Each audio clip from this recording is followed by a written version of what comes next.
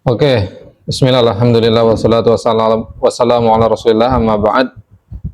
Kita lanjutkan ya, pembahasan berikutnya, yaitu apakah basmalah ayat dari surat Al-Fatihah. Basmalah maksudnya bismillah, bismillahirrahmanirrahim.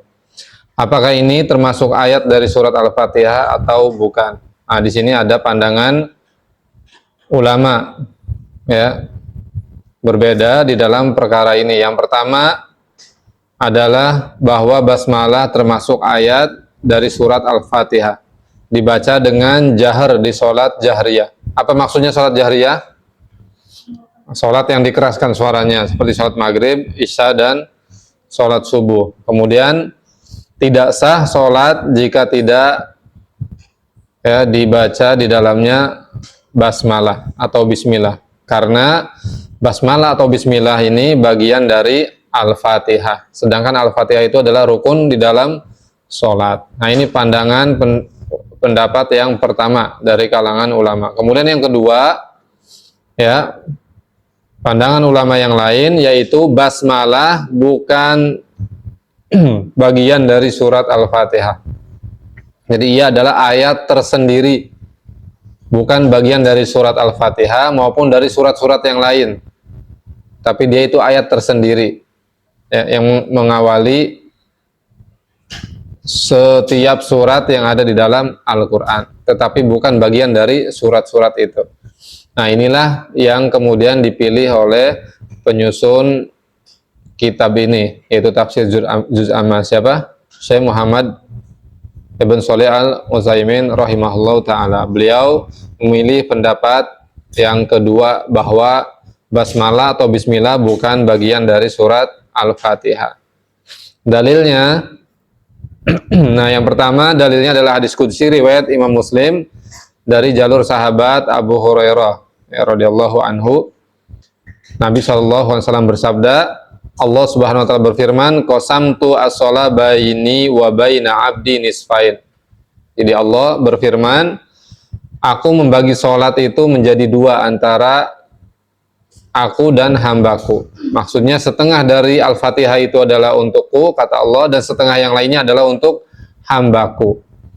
Nah, dalam hadis itu ya, yang kita catat ini sebagiannya saja, tapi hadis lengkapnya ya, ketika Allah SWT dia menyebutkan dalam firman-Nya ini, hadis qudsi, idza qala 'abdi alhamdulillahi rabbil alamin, ketika hambaku mengucap alhamdulillahi rabbil alamin. Jadi langsung menyebutkan apa? Alhamdulillahi rabbil alamin, tidak menyebut bismillah. Nah, ini dalil yang pertama ya, yang dijadikan hujah oleh ulama yang berpendapat bahwa bismillah bukan bagian dari Al-Fatihah. Karena ketika Allah Subhanahu wa taala menyebutkan ya, di dalam firman-Nya hadis qudsi, langsung menyebut alhamdulillahirabbil alamin. Apabila hambaku mengucapkan alhamdulillahirabbil alamin ya di dalam salatnya, maka ya Allah Subhanahu wa taala membalas hamidani abdi, hambaku memujiku. Kemudian ketika mengucapkan ar-Rahman ar-Rahim, maka Allah akan membalas asna alayya abdi, hambaku menyanjungku. Dan ketika seorang hamba membaca maliki yaumiddin, maka Allah akan membalas majjadani abdi, hambaku mengagungkanku. Dan ketika membaca iyyaka na'budu wa iyyaka nasta'in, maka kata Allah hadza li abdi, ya hadza baini wa baina abdi wa li abdi masa'ala. Inilah antara aku dan hambaku, dan bagi hambaku maka apa yang dia minta. Kemudian mengucapkan ihdinas siratal mustaqim siratal ladzina an'amta 'alaihim ghairil maghdubi 'alaihim waladdallin. Kata Allah apa? Untuk hambaku apa yang dia minta.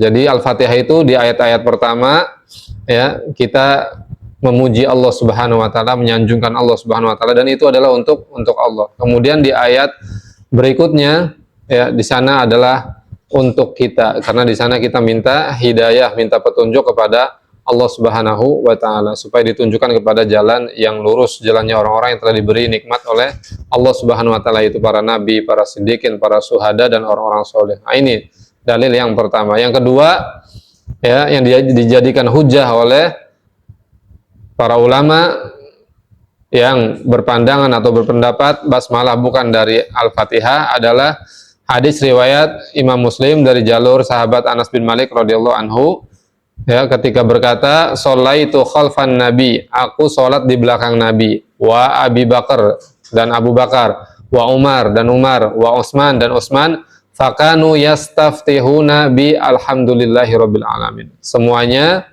ya membuka sholatnya, mengawali bacaan sholatnya dengan alhamdulillahi rabbil alamin. Jadi tidak mengucapkan apa? Bismillah. Nah, inilah dalil yang dijadikan hujah oleh ulama yang berpendapat atau berpandangan bahwa bismillah atau basmalah bukan bagian dari Al-Fatihah. Ya. Dan ini yang dipilih oleh penyusun kitab ini, Tafsir Jama', yaitu Syekh Muhammad Ibn Shalih Al-Utsaimin rahimahullah ta'ala. Nah, tentu kita tidak menyampingkan pendapat yang lain, ya, tapi kita saling menghargai dan menghormati, ya, semua pendapat yang ada. Jangan kemudian kita ya ini aja benar, kemudian kita menyalahkan pendapat yang lain. Tidak, ya. Selagi di sana ada hujahnya masing-masing dan semuanya itu kuat atau sahih, ya. Kemudian yang berikutnya, alhamdulillahirabbil alamin. Nah, kalian sering membaca ini, ayat ini, ya, di dalam sholat, alhamdulillahirabbil alamin. Nah, lalu apa maknanya? Alhamdu, maknanya yaitu pujian kepada Allah. Alhamdu itu apa maknanya? Pujian, segala puji, alhamdu. Pujian kepada Allah dengan disertai cinta dan pengagungan. Jadi bukan sekedar mengucapkan alhamdu saja, alhamdulillah, ketika kita dapat nikmat atau apa. Jadi bukan sekedar kita memuji Allah dengan lisan kita, tetapi harus disertai dengan cinta dan pengagungan. Karena apabila tidak disertai dengan cinta dan pengagungan, maka tidak dikatakan pujian. Ya. Jadi kalau memuji itu harus disertai dengan cinta dan pengagungan. Apalagi ini kita memuji Allah Subhanahu wa ta'ala. Karena ada pujian-pujian palsu. Ya. Pernah nggak kalian memuji seseorang tetapi sebetulnya tidak mau memuji, hanya sekedar apa ya, ya basa-basi atau apa. Oh ya, kamu bagus, padahal di belakang misalkan. Nah, kan, nah itu berarti pujiannya bukan karena cinta dan pengagungan, ya, tetapi karena enggak enak aja. Seperti juga contohnya para penyair, yang mana mereka itu biasanya kalau zaman dulu mereka datang ke amir-amir, pemimpin-pemimpin negeri, datang dengan bersyair, membawa dengan kalimat-kalimat pujian, yang mana sebetulnya mereka mengucapkan kalimat-kalimat pujian itu tidak disertai dengan cinta dan pengagungan, tapi mereka mengharapkan apa? Imbalan, hadiah. Ya. Tapi beda seorang hamba ketika dia memuji Allah Subhanahu wa ta'ala, maka harus disertai dengan cinta dan pengagungan kepada Allah Subhanahu wa ta'ala. Baru itu dinamakan pujian. Ya, kemudian al-fil hamdu, ya, kan ada alif lamnya nih, alhamdu, ada al. Nah, ini disebutnya al-istighraq, lil istighraq. Faedahnya adalah lil istighraq, yaitu mencakup segala bentuk pujian. Jadi segala bentuk pujian apapun itu, maka itu adalah untuk Allah Subhanahu wa ta'ala, milik Allah. Artinya yang paling berhak untuk dipuji adalah siapa? Allah Subhanahu wa ta'ala. Jadi segala bentuk pujian apapun, maka itu adalah untuk Allah Subhanahu wa ta'ala. Makanya kita tidak boleh, ya, terlalu berlebihan di dalam memuji manusia, sekedarnya saja. Dan sebaliknya juga, kita tidak boleh mengharapkan pujian dari orang lain, ya. Bahkan itu dilarang, ya. Nabi SAW itu pernah bersabda melarang bahwa janganlah kalian itu menghancurkan ibadah saudara kalian. Dengan apa? Itu dengan pujian. Ya, ketika misalkan Masya Allah, dia sudah berusaha untuk ikhlas di dalam beramal, entah itu puasa sunnah atau misalkan sholat tahajud, baca Quran, hafal Quran, tiba-tiba ada temannya yang lain, "Wih, Masya Allah Ara, kamu solihah sekali ya. Kamu sudah hafal Quran, kamu rajin tahajud, rajin." Wah, akhirnya Ara yang tadinya bersikap biasa-biasa saja, ya sudah berusaha ikhlas karena kemudian ada pujian yang datang kepadanya, akhirnya dia apa? Bangga diri. Kemudian akhirnya ketagihan pengen cari pujian yang lain. Nah, itu bahayanya pujian. Makanya Nabi bersabda, jangan kalian menghancurkan ya ibadah saudara kalian, yaitu dengan apa? Pujian. Jadi jangan kita menjadi manusia yang suka memuji-muji orang lain, termasuk juga jangan menjadi manusia yang apa? Mengharapkan pujian dari orang lain. Ya. Ada yang memuji, ya sudah kita anggap biasa saja. Jangan kemudian itu men-trigger ya, betul nggak? Men-trigger kita yang kemudian membuat kita berharap dapat pujian-pujian lagi. Tidak boleh. Meskipun memang ada riwayat yang lain yang menyebutkan bahwa ada sahabat Nabi SAW itu yang datang ke Nabi ketika dia mendapat pujian. Kemudian kata Nabi itu ajilu busyra. Itu kabar gembira yang disegerakan untuk engkau. Nah, ini kasusnya adalah untuk orang yang memang dari awal tidak mengharapkan pujian. Dan ketika ada yang memuji, maka dia biasa saja menerimanya. Dan ada doa. Tahu nggak doanya? Kalau ada yang memuji, baca apa? Hah? Ada belum tahu doanya? Hah? Nah, berarti nggak tahu. Lupa itu nggak tahu. Seperti orang membaca tapi tidak paham, itu sama seperti tidak membaca. Tahu tapi lupa, itu tidak tahu namanya. Ya. Doanya adalah Allahumma la tu'akhidni bima yaqulun waj'alni khairam mimma yadhunnun. Benar enggak? Allahumma la tu'akhidni bima yaqulun waj'alni khairam mimma yadhunnun. Jadi ya Allah, jangan engkau siksa aku oleh sebab pujian yang mereka ucapkan, dan jadikanlah aku lebih baik lagi dari apa yang mereka persangkakan. Nah, itu doanya ya. Kemudian lillah, untuk Allah, ini bermakna khusus untuk Allah dan hanya Allah yang berhak mendapatkannya ya. Jadi kita terkadang salah di dalam masalah ini, memuji. Kadang kita begitu mudah memuji manusia, melihat wow, keindahannya, kita langsung memuji, Masya Allah ya itu ganteng banget, atau Masya Allah itu cantik banget ya, Masya Allah itu cerdas banget ya, Masya Allah, Masya Allah. Puji. Tetapi kepada Allah kita jarang memuji-muji ya. Padahal harusnya kita sering atau lebih banyak memuji Allah. Ya Allah, engkau Masya Allah maha baik, ya Allah engkau begini, ya Allah. Nah begitu, sediakan waktu untuk banyak memuji Allah. Kemudian Rob, maknanya adalah pencipta, penguasa segala sesuatu dan pengatur segala urusan. Ini makna Rob ya. Kalau di terjemahan apa Rob artinya? Yang sering kalian dapati di Al-Quran biasanya apa? Rob. Kalau ada kata Rob, apa? Tuhan ya. Makna singkatnya Tuhan.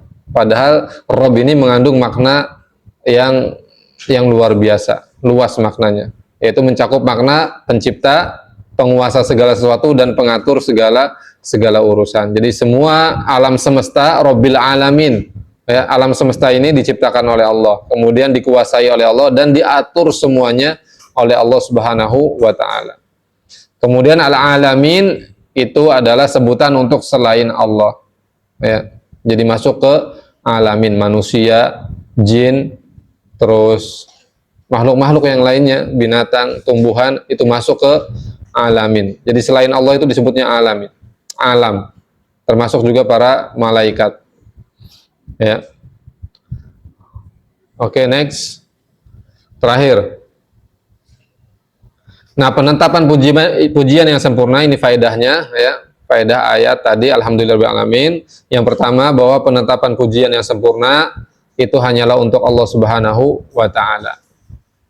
Kemudian yang kedua, Allah selalu berhak mendapatkan pujian yang sempurna dari segala sisi. Sebagaimana dalam hadis riwayat Ibnu Majah, bahwa Nabi SAW itu ketika mendapat sesuatu yang menyenangkan maupun yang menyedihkan, beliau tetap memuji Allah SWT. Siapa yang tahu? Kalau Nabi dapat sesuatu yang menyenangkan, apa yang diucap? Hah? Apa yang diucap? Oke, barakallahu fiik. Alhamdulillahilladzi bi ni'matihi tatimmus sholihat. Ketika kalian mendapatkan sesuatu yang menyenangkan kalian, menggembirakan kalian, ucap alhamdulillahilladzi bi ni'matihi tatimmus sholihat. Nah, itu yang Nabi ucapkan. Nah, kemudian ketika Nabi mendapatkan sesuatu yang menyedihkan, yang pahit, yang menyakitkan, Nabi ternyata tetap memuji Allah. Gimana kalimat pujiannya? Alhamdulillah ala kulli hal, segala puji bagi Allah atas segala keadaan.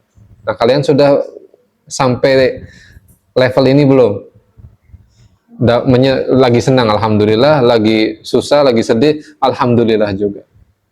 Sudah sampai level ini belum? Nah, harus kita belajar, ya, berupaya. Jangan ketika senang doang kita memuji Allah, tapi pas lagi susah malah marah-marah kepada Allah. Seolah-olah ya tidak ada sesuatu yang baik yang masih ada pada kita. Ya, seolah-olah kita lagi menderita banget. Padahal ya, penderitaan itu cuma sedikit saja kalau dibandingkan nikmat Allah yang masih banyak yang melekat pada diri kita. Nah, kemudian didahulukannya penyebutan lafaz Allah sebelum Rabb. Ini menunjukkan bahwa semua nama-nama itu mengikut kepada lafaz Allah. Ya, nama Allah yang agung dan khusus. Kemudian keumuman rububiyah Allah terhadap seluruh alam. Artinya seluruh alam semesta ini, alam malaikat, alam manusia, alam jin, alam binatang, alam tumbuh-tumbuhan dan semuanya, maka semua itu adalah ciptaan Allah dan semua itu dikuasai oleh Allah dan semua itu diatur oleh Allah Subhanahu wa taala.